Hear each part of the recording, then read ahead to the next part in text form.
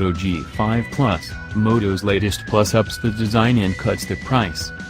While flagship makers battle for the top spot with small bezels and pixel-perfect cameras, Motorola has been winning a more quiet, but equally important fight, to offer desired features in a phone without costing too much. Speaking of features, the new Moto G5 Plus has them in spades, even with the Moto G6 Plus and Moto G6 have launched. But the G5 Plus remains cheaper and has a fingerprint sensor, generous heaps of internal storage with microSD support, Google Assistant, fast charging, GSM and CDMA compatibility. The list goes on. In that regard, it isn't a far cry from the previous year's value-packed Moto G4 Plus, not that you'd even know the two were related by looking at them. Refreshed from top to bottom, and on the inside, too, the Moto G5 Plus has redefined itself and it didn't even have to. If you're strapped for cash, but still want Android Nougat, with Android Oreo still said to be on the way, software, this is on sale for around $229/£230/310 Australian dollars, which is actually a little bit cheaper than the G4 Plus. How often do you see phone prices going down instead of up? Previous owners and newcomers alike will find a lot to enjoy here for the price.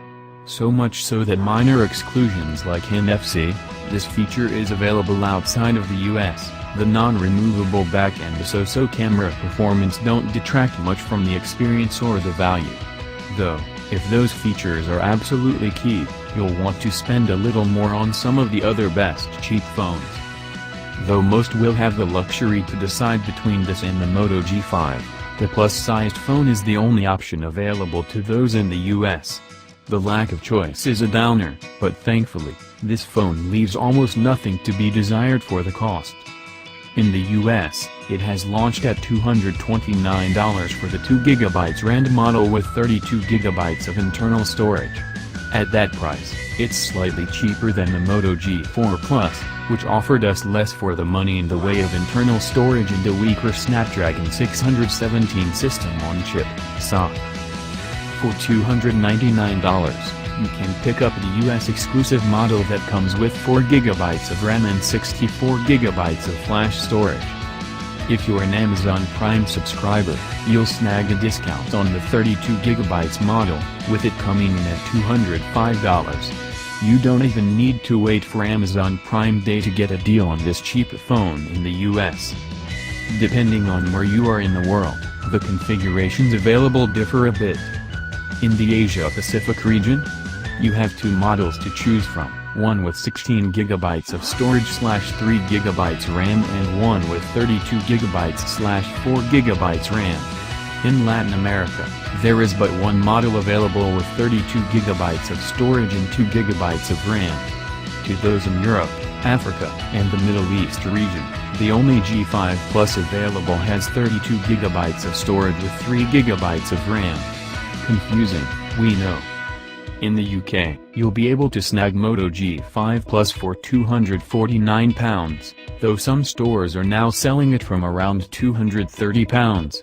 Last, but not least, the phone is available in Australia with an RRP of $399 Australian dollars, though some stores now list it from roughly $310 Australian dollars.